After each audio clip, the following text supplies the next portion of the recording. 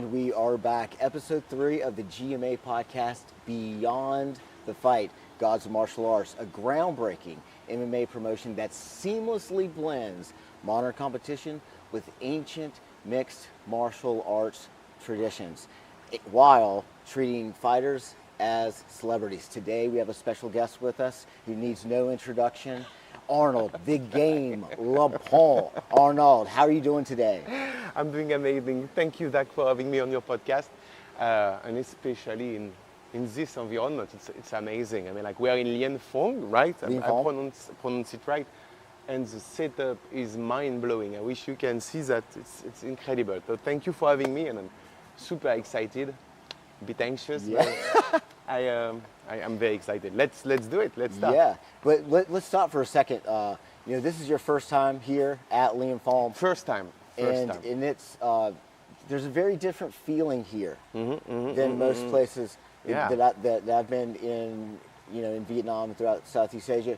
What kind of feeling do you have when you're here at this Lepont? It's unique. It's you feel you are like I'm used to fitness gym most of the time. For the past 10 years, everybody knows that I've been a figure for California Fitness. Being here, it's like it's a mix between tradition and martial art, which link very well to the promotion we're gonna talk later in this podcast, GMA. This is a unique place to train, and believe me, mark my words, I will come back. And I mean, like, as a student, and definitely I hope to be welcome with Johnny's student, and this is insane. This is really amazing. It's a very calming place here. It has a calming feel when you come here. True. And unlike anything that we've seen, and it's certainly a relationship between the feeling here at Lepont and their promotion, Gods of Martial Arts. But so you've been in martial arts your entire life. More or less, yeah. You come from France. You fought in one championship. You were a real figure in one championship, and just watching your videos. Used to be, but I appreciate the compliment. Thank you. Yes. So, and certainly one of the most influential, figures here in Vietnam in martial arts. So take us back a little bit. Why did you start martial arts in the beginning? What led you? I didn't choose it. Like my dad, thanks to him, pushed me. I was a kind of turbulent kid. I had what nowadays we call as ADHD, right? I think it's ADHD. I had some problem controlling my energy. So my dad thought it was a good idea to put me in martial art, which was karate back in the day, karate Shotokan. And how old were you? I was 5 years old. 5 years old. And you know what? It's funny because one of my son today, who is exactly 5 years old, just starting jiu-jitsu today, yesterday. Really? Yeah. So it's I hope he's gonna follow the tradition of the family. I will not call that tradition, but like, martial art really saved my life at many levels. And I'm not talking cage fighting. I'm talking martial art. I'm still a big lover of all the traditional martial art, Vietnam for sure, but karate. And I was 5 years old, and my dad thought it was a good idea to put me in martial art to canalize this excess of energy. And thanks to him, I am where I am now, because if he would have not done that move, I would be in a different place, different world, I guess. Yes. So martial art, karate, for many years. And and like many people, one day you bump into a VHS. Back in my day, it was VHS. It was a tape of UFC, Ultimate Fighting Championship, and my life changed on that day. Like, really? Yeah, like it was. So tell us about that. What was the fight that you saw? I think the first fight I saw in MMA was I will not recall the exact name of the two fighters, but it was UFC 2. Okay. Royce Gracie, yes. sure, was winning the tournament, and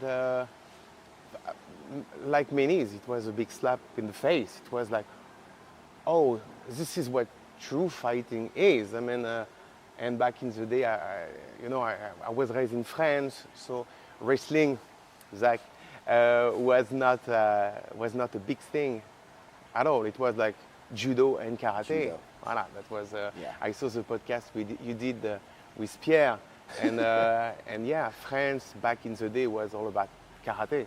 So I had no choice than starting Yes. by karate. And then one day, like every teenager, you think that because you've done like 10 years of karate, you know how to fight, and you have your first real fighting experience outside of the dojo, and you get your ass kicked totally, destroyed.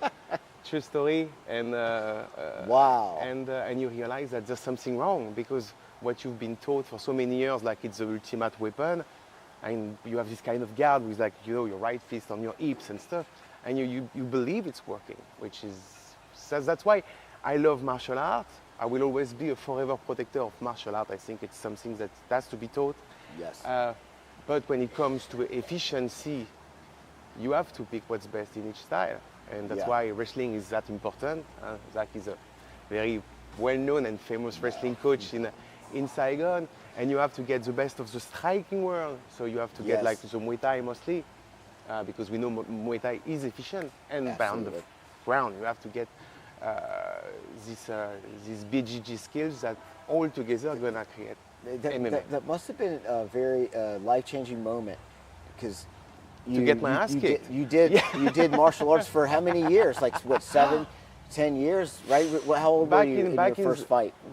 My first unofficial fight, I was 15. I mean, like I was You were at I was school or still something? a teenager. I was in school. I had this beef with a guy of an higher grade, and I was young. I believe like I could kick anybody's ass, and no, I got my ass kicked, and that's why even now I love to. What was it like? What were you thinking? Like, Experience in martial art to beat anybody's, and no, it was like it's not real life. Martial art is martial art. Voilà.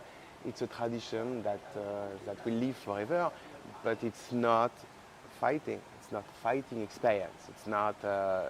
And like I always say, you learn more from a defeat than a victory. Like you always grow after losing a fight, whatever it's. yes, In the street, which of I course. always tell anybody not to do, because it's dangerous.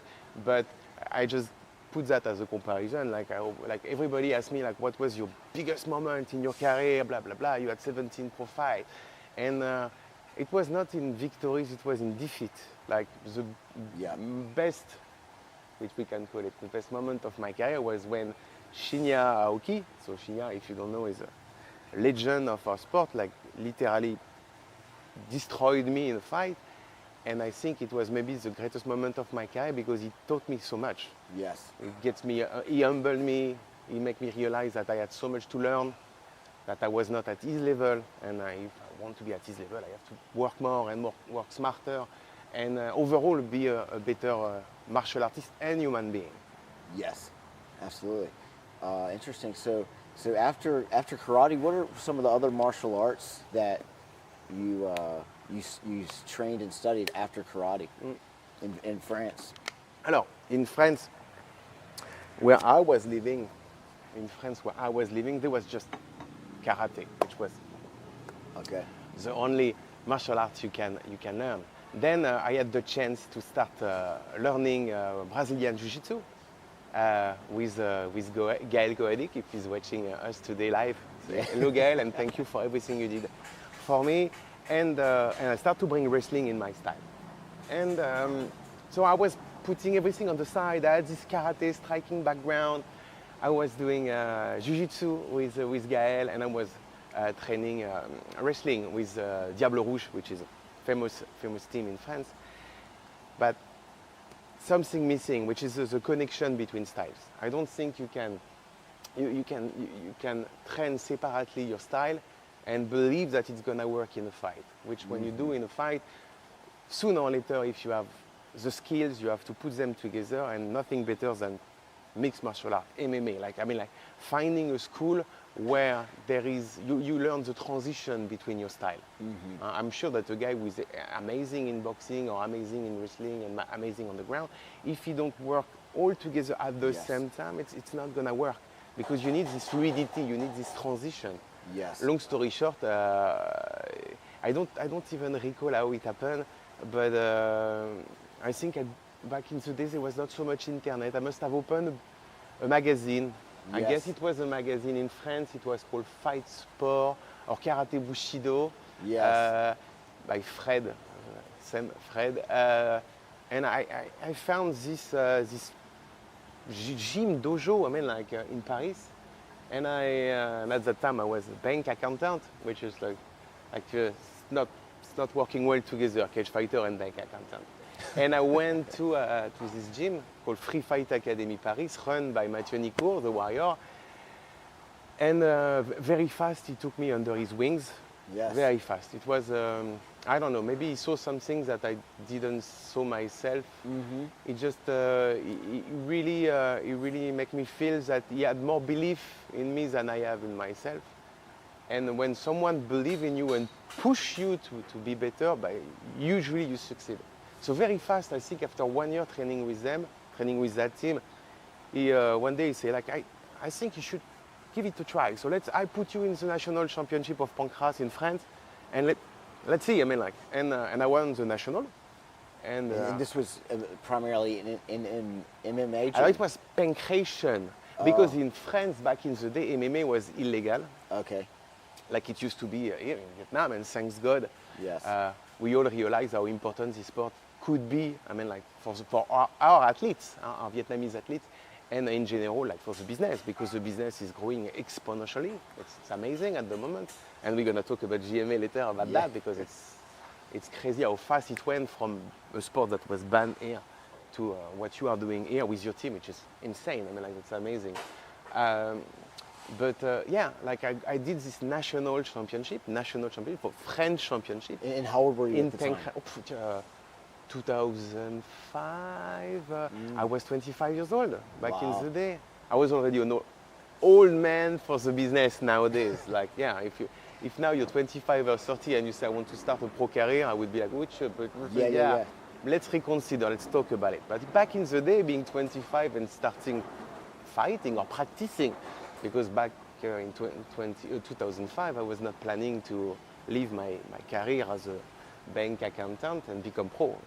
Like my dad already would have killed me, and after when I took the decision, he almost killed me. A bank accountant. I was a bank accountant for Le Crédit Lyonnais. Never in would have Paris. guessed that. Yes, but many people would be surprised, sadly, and it's not judging, but when you say you are a cage fighter or former cage fighter, the first image is the uneducated guy who's like deciding, to put the glove and fight. But I have 2 master's degrees and I was a bank accountant, and my life was supposed to be a bank accountant and maybe an agency director, something like that. Yes. Just winning that national championship and having Mathieu saying like, wow, you won the national, so let's put you in a pro fight. I mean, like, let's go pro. I mean, like, let's go to Germany and let's do that show, and I keep winning. So when you went to Germany, what was the sport? It was MMA, it was cage fighting. Like, France was still, MMA was still illegal in France, so we had no choice back in the day to fight abroad. So I had to go where we can get fights, and thanks God I had a manager. Mathieu was managing my career, so he told me let's go to Germany and let's fight in God of War, and once again it went well. Like I mean, like he had a lot of belief in me, which I was like, well, one day I'm gonna get beat and I'm gonna realize I'm not good for that. But I was just, I don't believe, and I can say it honestly to you and to people watching. I don't think I've ever been a great fighter. I think I always take the fight life. I love fighting. I love fighting in general. I mean, like I always say that I could fight every weekend if my body can still handle it, and be paid for that. It's amazing when you're paid for something you like to do. But I always believed that people will forget you very fast, which is already happening for me at the moment. I realize that aura, my name is not as big as it used to be. But people don't forget how you made them feel. Exactly. You know? And I was very lucky when I moved to Thailand to meet John Nutt. John Nutt, who is the CEO of this show called Full Metal Dojo and Fight Circus. Yep. Very popular in Thailand and now over the world because the numbers are crazy. And he told me that it was important not to just be a good fighter or just to win, because win, lose, what is important is people remember your name, remember who you are, to have like an identity as a fighter. That's why I had the mohawk, and I believe I was pretty good at marketing myself, which don't mean I was a great fighter. I was a fighter, and I love what I was doing. I had my ups, I had my downs. I win some fight, I lose some fight. But at the end, people will remember me because I was good at one point that is still missing a bit in modern MMA is marketing yourself without having to trash talk to your opponent. Nowadays, like it seems like marketing is talking bad about your opponent, and either like I see what's happening in Russia with the show, either fighting before the fight. I mean, like I come with a generation where we don't need to talk bad to the opponent to promote the fight. You can do it a different way. Yeah, of course. Yeah, so let's slow down just a little bit. Yeah, sure. Your career is just so packed with so much detail. In Europe, here in Vietnam. So, but you made a really good point. People might forget what you were wearing or what you said, or but they're never going to forget how you made them feel. Although, for those who watched your fights and won championship, what you were wearing when you were coming out, I don't think anyone's ever going to be able to forget that. And I think it's very impressive. You want to talk a little bit about the marketing, your approach back then, because it was very, as you said, it's very different back then. I will not pull the blanket on me, but I believe I was one of the very first. And once again, I will give the credit to who it belongs. I will give the credit to John Nutt, who keep reminding me how important is that people want to see you. And people don't care. I say people will forget if you win or you lose a fight. I mean, like in the business, it's sad, but it's true. It's like that. But people will remember, yes, your identity is the entertainment part of the fighting. And that's why GMA is doing something extremely brilliant. It's like the entertainment level is in another dimension. It's insane what you're doing here. I wish you can see here the setup that is in front of me. It's insane. But I came very fast. I was a big, I can call myself fan of the Pride Fighting Championship days. Yes. Sakuraba, Kazushi, Wanderlei Silva, Fedor, but especially Sakuraba Kazushi was a Japanese fighter, the Gracie Hunter, and he was well known to make those crazy entrants and entertain people in the fight, even if it was putting himself in jeopardy. So I was like that, and I also like to say that everybody can be a champion in the gym. I like to say. Leo Pinto, a Muay Thai fighter, French fighter from Thailand, was telling me that everybody can be a champion in the gym. It's a whole different level to be in the cage when the camera is rolling and you have like 20,000 people, or more. I mean, like I think the last ONE FC show was something like 8 million views. Wow! So it's massive. I had this little problem to be over-carried by the fans instead of sticking to what the strategy was, and all your weeks of camp were put together. Like you know that when you are fighting, you go to camp or you prepare yourself for the fight, and you have lots of sacrifices. But you see your family less, you have to lose weight, you have to train with your partners, and most of the time your partners are like we say iron sharpen iron, which means that your partner have to kick your ass at the gym. So you have like iron 8. Sharpens irons. That's what we say.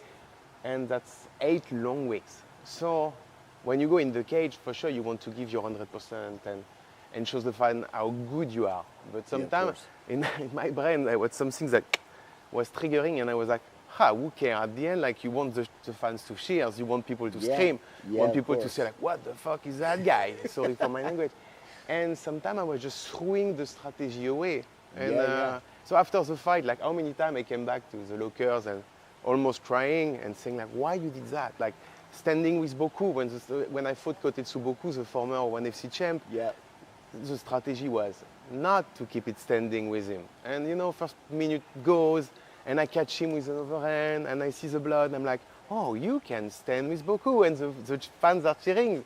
And your corner is like, shoot the takedown, shoot the takedown. And you're like, whatever, you know, like. Yeah. And yeah, I believe that I would have a better success if I stick to the strategy. But at the end of the day. So that brings up a question. You know, a lot of, if you look at UFC One Championship, a lot of the fighters are based in like if I were an MMA fighter, which I'm not, I'd be a wrestling. You could. A wrestling focus. I mean, maybe if I was 20, maybe, but I turned 40. Exactly. You turned 40 this year.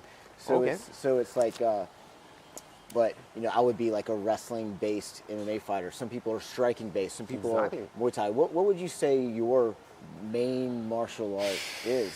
But originally it was striking for sure because I come from karate. Then after I dedicate myself to more jiu-jitsu, so my jiu-jitsu get good. So I start to believe that, you know, I can fight anybody, and in case they bring me on the floor, I can submit them. And then after I realized that I should have a better striking, so I get back to Thailand and sharpen my hands to get. I don't believe I have a specific style. I would say that I'm a kind of brawler with a bit of jiu-jitsu. But I told you, I like to see myself as a guy who understands the business. You see, I'm not talking about martial art. I'm talking about business. Yes. I see myself as a guy who understands the business slightly better than most fighters. No disrespect. Understanding that you have to entertain. You have to. You can be. Yes. And after you're gonna have like in wrestling, and I'm not comparing to like what you do, which is academic wrestling, which is real fighting skills wrestling. I'm talking about the WWE side. Yeah. You have the heels, you have the good guys, you know, and like that's why John Jones, for example, is an amazing guy, but he is a kind of heel. He's a kind of the bad guys that we love to hate, but we love the guys. You know what I mean? And he's marketing himself this way. Yes. You have GSP, for example, who is on the other side of the fan, and he's the ultimate good guy. You know? Yes. So me, I think I was a good guy who know how to sell his image pretty well. That's it. But voilà. Let's talk about that for a second. It's very interesting because let's look at Conor McGregor. You know, what an entertainer. He's such an entertainer. Whether you love him or hate him, you're going to watch it. He did a lot to grow the UFC. Now we look at, I mean, it's when people don't even know what MMA is, know who Conor McGregor is, right? And then we look at grappling today. You know, we look at Craig Jones and what he's done for the sport. How many ADCCs has he won? None. But there's a lot of ADCC champions that no one knows their name, but everyone knows Craig Jones because he's such a great marketer and he does such a great job of bringing grappling to the world in an entertaining way, and which also provides opportunities for jiu-jitsu around the world. And just watching a few of your fights this week in preparation for this podcast, you know, the way that you came out, you know, and the way that you were dressed, you know, it was very impressive. Can you tell us a little bit about, you know, the transition, like while you're doing the marketing, and then you have to transition that marketing business mindset to once you're in the cage and now you've got to fight? Because I just basically explained what was my problem. I think all over my career, sadly, when I was in the cage sometime, even if my brain was telling me now it's fight time, you know, now it's fight time, now you focus, entertainment is finished, now you're here to win.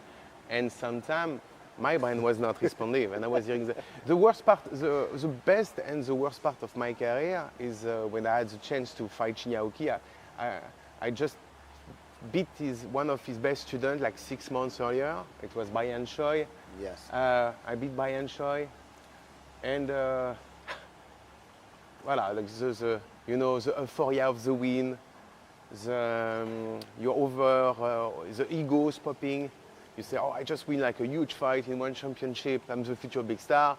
And I've always been a big fan of Shinya Aoki, huge fan. So like they come, they give me the mic and they ask me what you want next. And I'm like, I don't want a fucking belt. I'm not here for the belt. I want here for the fight. So you give me Shinya Aoki. And people were like, what you just did? Like, Oh my God. So I called Shinya Aoki. And that's where I come back to your question. I do the fight. If I do the fight, I do the preparation. I do really good preparation. I had my own difficulty, and it's not an excuse. I had staph infection. I had my coach back then was a bit special, but he was such a great guy. I do everything properly, I swear, and do my entrance. And when I'm in the cage, biggest mistake of my career is to see my opponent as me as a fan. Like Shinya enter in the cage. And the music Baka Survivor start, you know, the song of Shinya, yes, which everybody knows, Baka Survivor. And I'm turning to my corner and I'm singing the song. And he's like, what the hell are you doing? And, wow. And I was like, Shinya is coming, you know? And I did everything in my power to promote the fight. I promote the hell of that fight. I had this now famous Aoki for Dummy. We did this fake book. And I think it was fun. It was no disrespect. He loved it after he told me he loved it. And then I believed everything he says on his side to promote the fight. Like I got played by my own game. So I fought Shinya as a fanboy, and I give my worst performance to life. Like he told me he would strike with me, he would show the world he can strike. I was like, okay, so he's gonna strike. Like he's not even gonna shoot. The fight starts. I threw my right hand. He goes double under, bring me on the floor, and you submit me. And you feel bad after this fight because you feel like you don't deserve to be fighting this opponent at that time of your career. But I always say, okay, I did my part of mistakes. I was, for sure, I would get dominated. He was like way better than me. That's not the question. The question, like what I did wrong is not being played by the entertainment business, being played by being there and thinking about entertaining the fan more than, you know, showing what you can really do in the cage. Wow. And I mean, like there is no shame to lose to Shinya. Like just Edward Folayoung, former champion, just got submitted in like 39 seconds. So I mean, like even the best can, but sometimes you learn. I repeat myself. You learn more from defeat than victory. And I would tell any upcoming fighters who are gonna fight in Vietnam or anywhere in the world. Sometimes a defeat can be the beginning of something magical for your career. Like it's not. I'm a better human being and I'm a better man overall since I lost to Shinya. I realized that haters gonna be haters. Life is life. At the end of the day, it's a job. It's a job, and you have to make sure that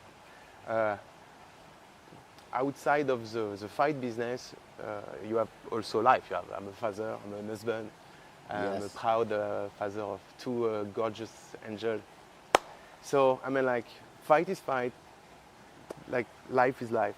And Yeah, it's interesting how, you know, so much of martial arts is really in your mind. Oh. You know, I mean, it's really about your mind, you know, and if you cannot control that, you're not going to be successful in any martial art, especially in competition.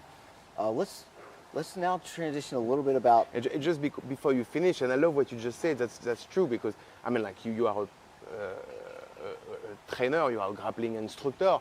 How many times you're gonna bump into some killers in the gym, like guys who are extremely good at what they do, and as soon as they are in competition or in the cage in front of the lights, become like, lose everything, because the mind is not here. And it's interesting because I started wrestling at 14 years old after I was humiliated in front of my peers on a church group trip. And I started wrestling in 10th grade, right? I was never good at any sport involving a ball I wasn't good at. The only reason I started wrestling is because I don't want to be humiliated again and in front of people. All the boys, all the girls were there. Very, very fragile age. I didn't have any confidence in myself, and so then I started. And I asked the guy, I was like, "How'd you do that?" And he told me, "So I'm on the wrestling team." So that moment, Roger that, I joined the wrestling team just so that I could defend myself and I could walk with confidence. And somehow I made the varsity team my first year, and then I made the varsity team. But then, that year and then that summer, my first 50 matches, I've lost almost all of them, humiliated in front of a crowd of people, for like 50 matches in a row. It was so bad, and I didn't really care, and it was so bad that, even like I grew up in a small town, girls made fun of me at church. I lost so much, but then eventually my second year I started winning, and I did very well, and ended up going on to wrestle in NCAA. But here training, sometimes I get a little bit frustrated with students when they come to practice, when they have 10 practices, and then they go and they lose their first match, and they're like, "Oh, I can't do this." I'm like, well, wait a second. I mean, it takes 50 matches. It takes hours and hours and hours and hours of humiliation. You've got to get past that humiliation. You have to be willing to lose before you can win. Exactly. And exactly. That's one of the things that I think that I appreciate, that I come from the wrestling community. Wrestling doesn't really care. Wrestling, you go and it's time to dominate, or you're going to get dominated. You're going to get dominated bad for a long time, and no one cares. There's no belts. There's just your weight, and there it is. Go. No one cares. You get dominated. No one cares. And so you really have to forge your mind, and you have to be willing to be humiliated before you become a true winner in any martial art. It's very well said. Yeah. It's I think people think it's about the physical but it's really about the mental. And it took probably, I've done a lot of wrestling matches and a lot of jiu-jitsu matches. I still grapple professionally. Hundreds of matches before you get to the point where you don't get that nervous before you step on. Because I remember my first wrestling match, shaking. Like I must have used the bathroom 10 times in 5 minutes. Just terrified. I will tell you a secret. Even my last fight, when you are behind the curtains, I'm always terrified. I'm always like telling myself, why do you still do that? Why? Yes. But you love it. I mean, like I saw you competing like 2 weeks ago against Michael, which is a brown belt. And it was a beautiful fight. Congrats, it was amazing. I was like, wow, super fight. Even my last fight, I was lucky. I had like the best corner ever. I had Dan Vini with me. Oh, yeah, Dan Vini, my man. I think he's boxing next week in BKFC or this week. I have to check that. He's fighting in BKFC. And I had Dan Vini. I had Vinod Grewal. I had the best in my corner, and I was still behind the curtain. And I remember turning to Dan, and I was like, why the hell I'm still doing that? Because I was terrified, and he told me, it's because you love it.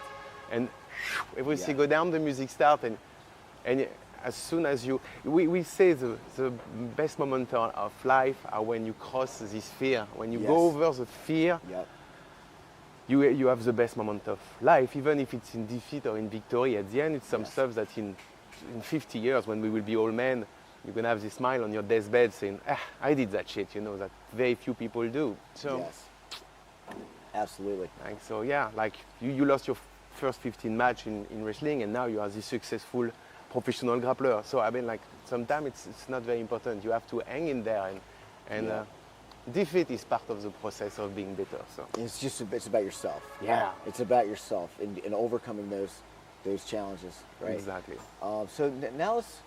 You fought in Europe and you did a lot of MMA and things, and then eventually you moved to Vietnam. Why did you move to Vietnam? What was the...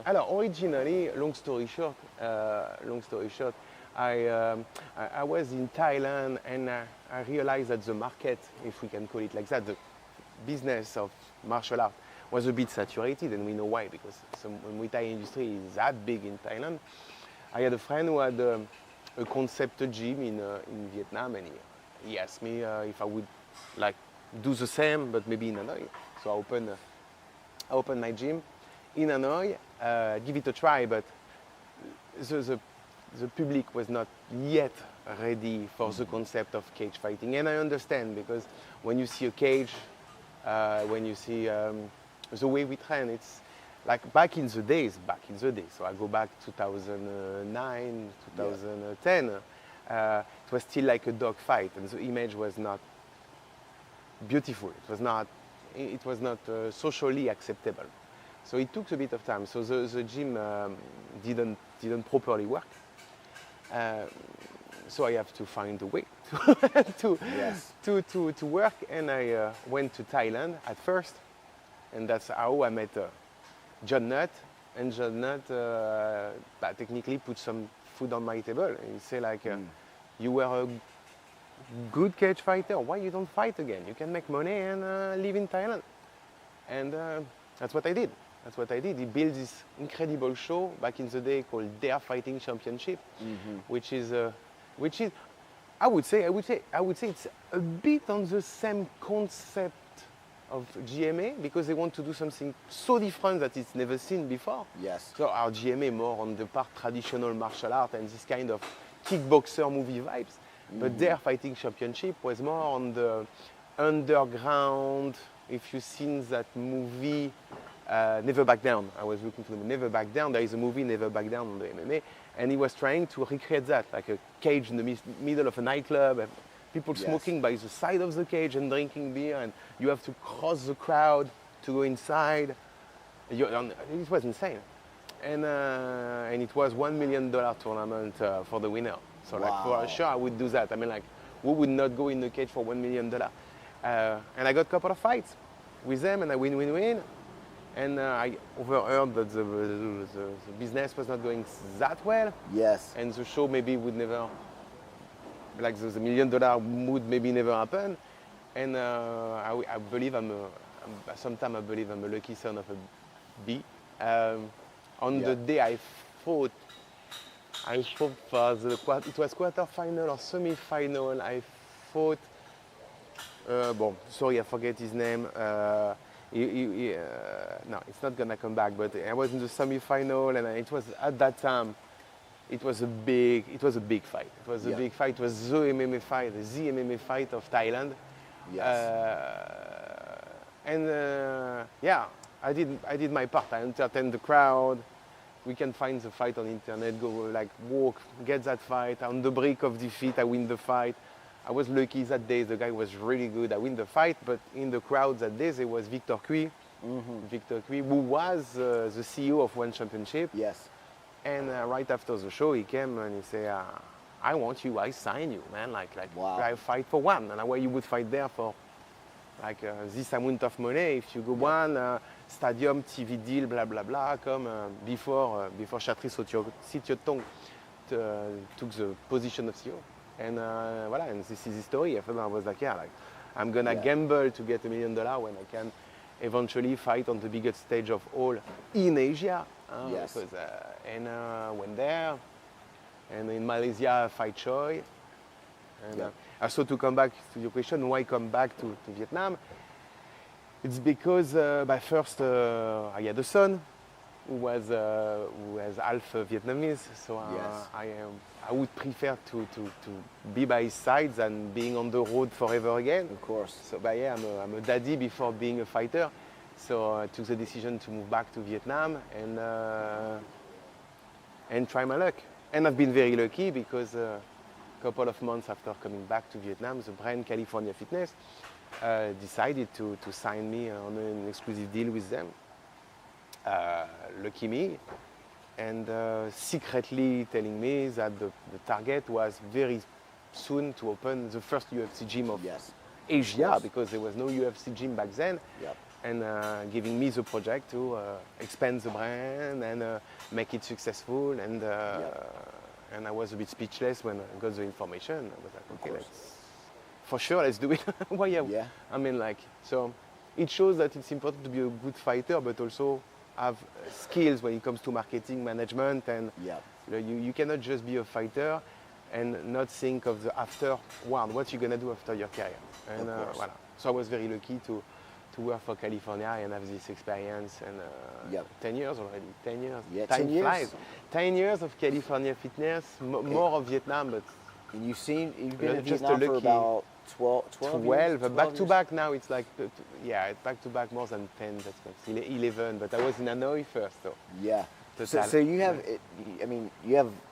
you've seen a lot of change in the last 10, 12 years in Vietnam. Would not believe. You spent a lot of time in the north and the south.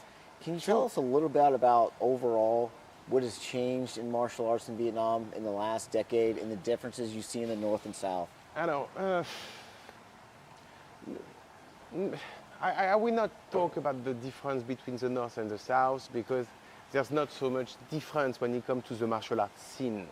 We have incredible talented athletes in Vietnam. It's insane.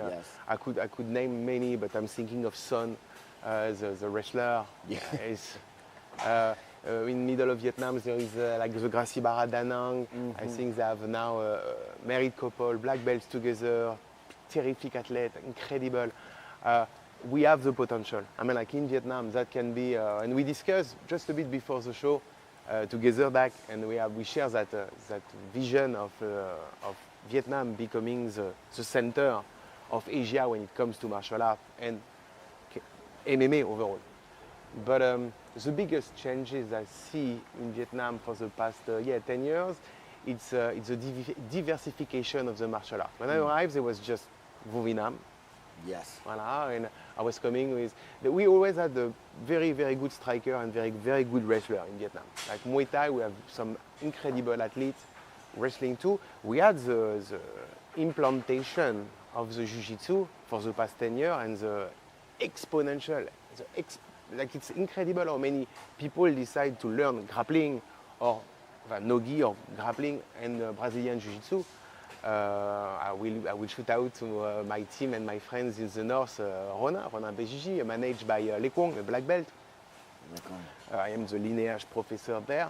Yes. And you see that on the mat, every single night, they have like 50 students. Yeah, I was... and you will see in the south the same, like I can name you, for sure, because you are the main instructor at RAM, if I'm right. We have a C88, we have a Primal, we have many BJJ teams and successful instructor, but not so far, even I would say pre-COVID, there was very little BJJ, and I cannot even talk about the black belt, because when I arrived, there was Kimura, and I think that's it, Kimura, with Kimura Gym, for sure. Yes. So yeah, I would say that the implantation of Jiu-Jitsu in Vietnam has been insane. It's exploding. It's crazy. And I had the privilege of going to Ronin last year and rolling with Lepont and his team. It was just what an amazing experience and what he's doing. And the welcoming, welcoming, the community. And I can tell you, because when I was in Thailand, my training, it was very split between gym. If you train at Tiger Muay Thai, don't dare to go to Phuket Top Team, or the opposite. But I like the sense of community that the Vietnamese got. It's like, you can knock at the door at Ronin, go in the gym, train, and they will welcome you. There is no challenge. It's very friendly environment. And I believe that's how people get better, by sharing, by cross-training. I'm not, personally, as a coach, I always advise my students to cross-train. That's okay, you want to represent your gym, no problem, it makes sense, because on the mat when you're going to compete. But outside of that, if you ask me, I would say go any gym you can, or dojo you can, and share, and gain experience, and show something, and they're going to teach you something in exchange, and that's how it should be, like you are making at the moment, it's a Saigon super fight. Yes. That's brilliant. I was about to say the F word again. It's brilliant. That's how people will come together and celebrate the sport and get better. And I'm the first to support what you're doing, because that's awesome. And I think we should all strive to be that open-minded about the sport. And competition is important, but sharing is more important. I think it's one of the beautiful things about the grappling community here in Vietnam is we have a lot of mostly small to medium-sized gyms, and we're all working together to allocate resources, to create opportunities for one another, and cross-training is, for the most part, widely accepted here, and we have a lot of different gyms with a lot of different styles that you can learn from. And Exactly. And if you're an up-and-coming grappler or a martial artist, you can just freely go and train without having to worry about any repercussions or drama or anything like that. And that's how you truly get better as a martial artist. And as you mentioned, the Vietnamese and the expat community blend very well together. When it comes to martial arts, we teach each other and we learn from each other in a way that I haven't seen anywhere else in the world. I agree. Really. I agree with your statement. That's true. That's true. And I don't have a BJJ gym in the South because I'm a California fitness instructor. And as you know, I realized a couple of years ago that it's easier to support my family by focusing on the fitness industry. Of course. Because the martial art is a niche. Yes. So I focus on crossfitting, IROX, and teaching overall my students in conditioning training. But in the north, I know that Ronin BJJ is, and when I use the word killing it, I mean they are really trying to make an impact in the jiu-jitsu community, and that's why I'm so proud to have Lepont at the top of this pyramid. In the north, I think they are really doing amazing. After in the south, like I just said, there is many gyms. I think we have more BJJ gyms, and that's a good point. I think the more we have, the better the level, the overall level will grow. Yeah, absolutely. Let's talk a little bit about now you had a great fighting career, and then your transition as a coach and your impact on students and how that relates to the fitness community. Impact, I don't know. I'm a lover of martial art because it's in my blood since I'm a kid. As I just said, I realized pretty early in my professional career, that I will not be able to do that my whole life. Like fighting is a very, very tough sport, like wrestling. We both know that when we pass 40 years old, the body don't follow the same than it used to be when we were 20 or 30. So thanks God, I work for California Fitness, which helps me to teach students to stay healthy and walk the fitness life. So it's easier for me nowadays that I'm 45, to focus on IROX, to focus on a Spartan race. Why? Because you're gonna tell me why you just don't lift weight. Because I like to compete. It's something that I like to challenge myself, and not to beat people. Just I like the challenge. A bit like GSP. I never like to fight for fighting. I like to go in there telling myself, oh, you can do it.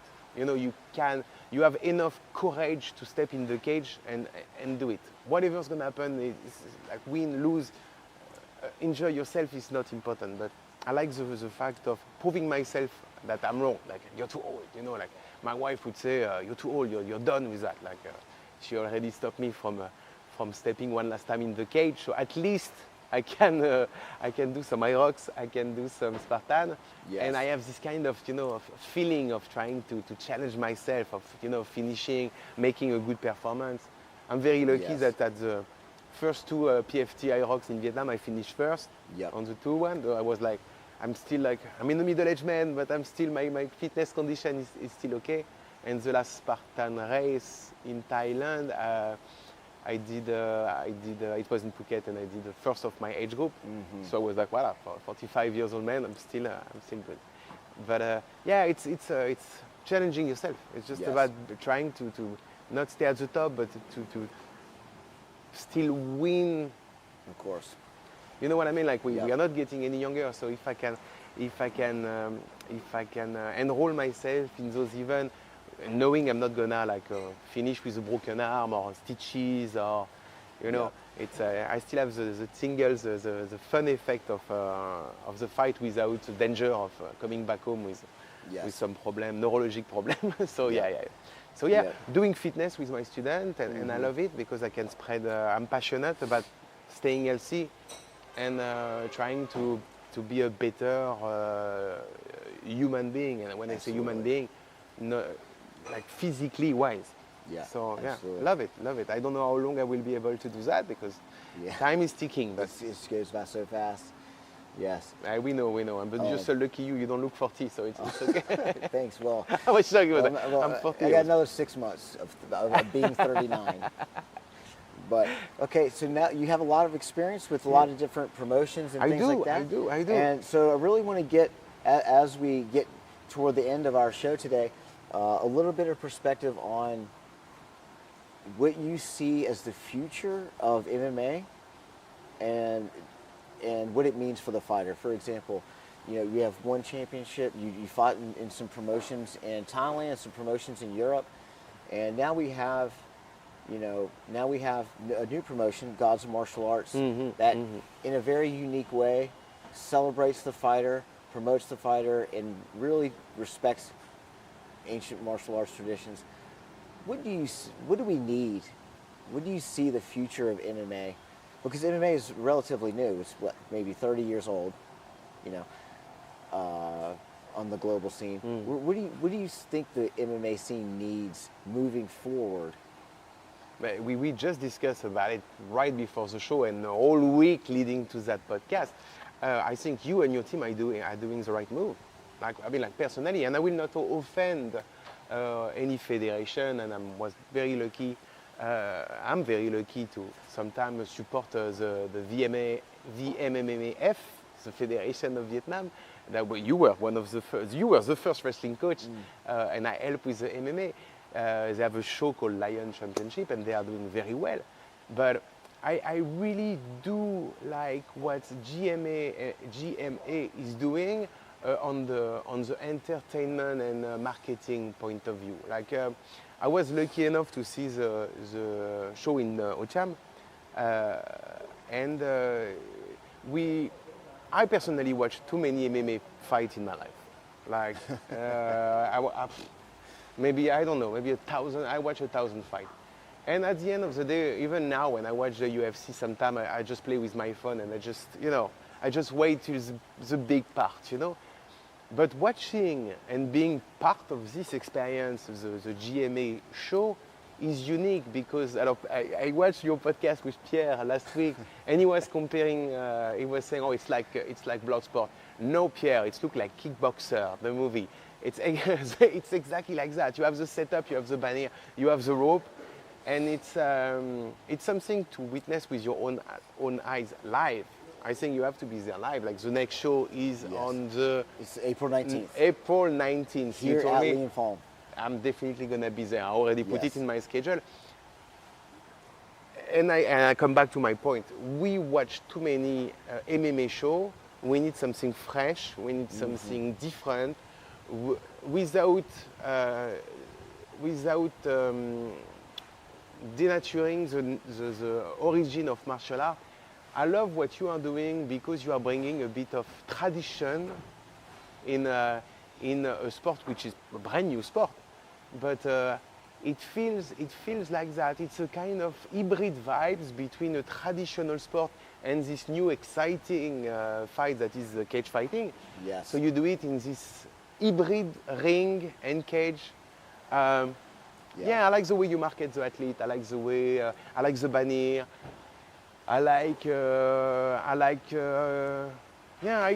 It was very difficult for me to watch the show and find a negative point. I was like, wow, what they are doing is right. Yes. What they are doing is right because they promote the athlete right. It's different, it's unique.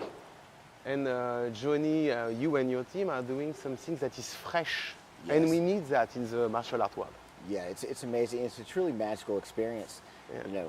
Not just the fighters are treated as celebrities and they interview them and they tell their story and the audience can see their story. Even if someone's in the audience, they don't know anything about martial arts, they know the story of this fighter, they know the story of this fighter. By the time they get in the ring and they're connected with the fight, and they understand, you know, a little bit about the fight and emotionally attached to it. And if it's truly amazing. It's a magical experience to be at a Gods of Martial Arts show, and I encourage anyone to go. We have 8 events this year, 4 Vietnamese only, and 4 international events. As we all know, last year we had 3 Vietnamese events, all of which improved significantly. That's led to the final in December, and this year we're adding 5 new countries. Wow! So we have Cambodia, Laos, Malaysia, Myanmar, and Thailand, and they are bringing their own ancient martial arts traditions here to compete on in an MMA rule set. And now, what's going to happen when we have these ancient traditions like Lethwei, Kun Khmer, and then now we have like a relatively even playing field in an MMA, the globalized rule set's the same as the 1FC. It's going to be an interesting year, a very interesting year. Maybe worth watching, yeah. 8 events that we can watch here in Vietnam. So wow. it's a magical experience. The first one's less than 2 weeks, April 19th. And I will be there. Yeah, we will be here. It will be definitely, right here. Definitely. And I already have a glimpse at the setup, and I'm like, wow, that's gonna be something to witness with my own eyes. Yes. Yeah, can't wait for it. And wow. really excited for you to be here. And we'll talk to you after the show, and just to get. Is there anything as we wrap up the show? Is there any stories you'd like to tell? Any maybe funny stories you've had in your career you'd like to share? Because we've gotten a lot of requests. I can tell you I almost. I don't know, a quick story, but a funny one that I will tell you. Back in 2012, and I'm gonna make it shorter. So you have to know that fighters, when they fight in high-level competition, they cut weight. So we have to usually, depends how you do it. Back in the day, we used to do it in a sauna. Then nowadays it changed. We do it in a hot bath with some sort of. We have techniques to lose a lot of weight and get the advantage of the change of categories. So long story short, back in the days, I was one of the Muay Fit member, one of the Muay Fit fight team, and there was like professional athletes like Eric Kelly, Peter Davis. And then comes the day where we cut weight. And I bought an Albolene, a brand new pot of Albolene to go to the sauna and help myself lose weight. So Albolene is a cream that you put on your skin. It helps open the skin, so you sweat faster. Anyway, long story short, me and Eric and Peter Davis, we go to the sauna because early in the morning we have to lose weight, and you have to know that at that time you don't have food for the past 2 days, you don't have water for 24 hours, and you still have like 2 or 3 kg to cut, and it's a nightmare. And everybody is very cranky at that moment. Put Albolene, I give the pot to Eric. Eric is like, okay, I go to the sauna, and there is a whole Gracie family in the sauna. It was before I became good friend with Renzo Gracie. At that time, I don't know Renzo, I don't know the family. Oh, Renzo. Wow. And I go in the sauna, I start, I do my first set in the sauna, go out of the sauna, and I see one of the members of the family going in the sauna with an Albolene pot. And I'm like, wow, that's same brand, same mark, same color, like it's crazy, it could be mine. So I'm like, okay, cool guys, that's up. And I go out and I say, Eric, where is the Albolene? And he's like, I put it on the top of this locker. So I go, no pot of Albolene. So I'm like, you're tired, no offense, you're a bit stupid. You're like, don't tell me that they just take it without asking me. That's the least you can do is asking, can I borrow it? So I go back to the sauna, check again, didn't find, so go back to the sauna, and I'm like better ask, So I say ask. It was not Renzo, it was Roger Gracie. And I say why you got that? And he's like, I bring it from the States. And I'm just like, okay, but you didn't take it from the locker. And the tone starts, going really high in the sauna. And the Gracie family start to stand. And I was here with Brandon Kessler. And Peter Davis, and end of the story. So, but that's funny because I was wrong, and after I apologized to the family and I apologized to Renzo, and so I'm literally face to face with Roger Gracie, with this big dude, and you can feel the tension in the sauna, and I'm like, wow. No F given, it's gonna go down right now, and I swear you can hear a fly, you know, passing by, and stupid me, and at that time, at the exact perfect time, you know, like a funny story, the door of the sauna open, and Eric Kelly comes with a pot of Albolin, and he's like, did I miss something? And then like literally he had my pot, but he told me to put it there, but he didn't put it there, and everything went like, and I was like, okay, you know. So I was a dick, and or I miss, you know, I'm French, so my English is not perfect. So the way I bring it, make it sound like I was accusing him, and oh my God, and after, but for sure, I become a good friend of Renzo after the infamous me running outside of the cage because I lost a bet with, I win a bet with Renzo, so I had to get my kiss with Renzo, and voilà. So that's a funny story because I always say like, thanks God I didn't do that because I could have been stupid enough to try to fight a member of the family Gracie, and I would have get killed in that sauna. Wow. And I was like, and and we talk about that for, it was more than 10 years ago, but we still laugh about it and saying like, man, this day you just could have died for like your stupid mindset. So it's a funny stuff. But voilà, so yeah. Wow, very funny. What an interesting story. Yeah, I'm not sure, but that's funny. With Gracie, with Hodger and Henzo. You know? Oh yeah. And Renzo, if you're watching, loves the guy. He's such a cool dude. Yes, great. Thank you so much for being on the show. As we wrap up, this is Gods of Martial Arts Beyond the Fight, episode 3 on the podcast. Again, we have 8 Gods of Martial Arts events this year, 4 Vietnamese, 4 international. The next event is less than 2 weeks here at Nguyen Phuong in Ho Chi Minh City on 19 April on a Saturday at 6 o'clock. And then we have 7 other events that lead into the end of the year in December for our international grand finale, Gods of Martial Arts. Thank you so much. Thank you, Zach. It was really my pleasure. And yes, absolutely. Wish you the best. Yes, thank you so much. My pleasure, Zach. Okay.